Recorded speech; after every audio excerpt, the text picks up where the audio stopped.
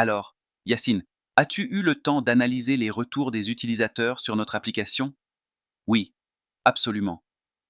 Je me suis concentré sur les commentaires liés à la fluidité et à l'ergonomie, et il y a clairement des points d'amélioration.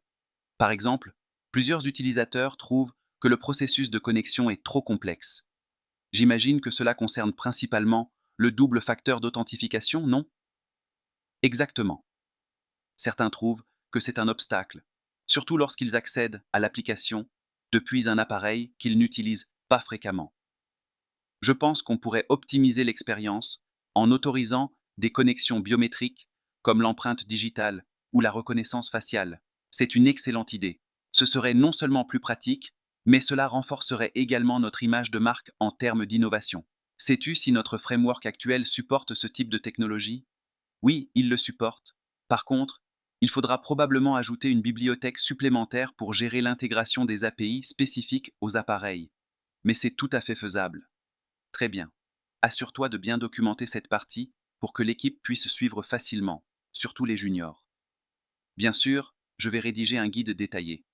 Et d'ailleurs, en parlant d'amélioration, j'ai aussi remarqué que l'interface utilisateur pourrait être plus intuitive.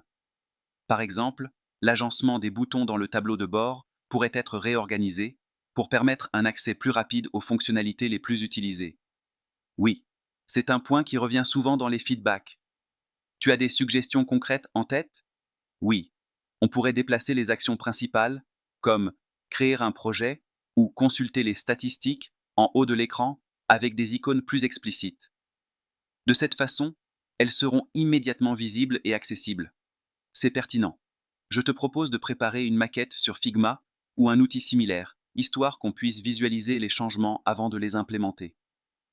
D'accord, je m'en charge. Je vais aussi inclure quelques variantes pour qu'on puisse choisir la meilleure version. Parfait. Et tant qu'on y est, as-tu eu des retours concernant les performances globales de l'application? Oui, c'est un autre point critique. Certains utilisateurs se plaignent de lenteur lorsqu'ils chargent des rapports volumineux. Je pense qu'il faudrait optimiser les requêtes côté back-end. Ça, c'est une priorité. Si les performances ne sont pas au rendez-vous, on risque de perdre des utilisateurs. Tu pourras collaborer avec l'équipe back-end sur ce sujet? Bien sûr, je vais organiser une réunion avec eux pour discuter des possibilités. Une piste serait de mettre en place un système de mise en cache pour les rapports qui sont souvent consultés. Excellente idée. Si cela peut réduire les temps de chargement, c'est tout bénéfice. Établissons un planning pour intégrer ces différentes améliorations. D'accord, je vais préparer une liste des tâches et estimer les délais nécessaires pour chaque étape. Merci Yacine. Ton implication est vraiment précieuse sur ce projet. Si tu rencontres le moindre obstacle, n'hésite pas à m'en parler. Merci Sarah. Je vais m'y mettre tout de suite.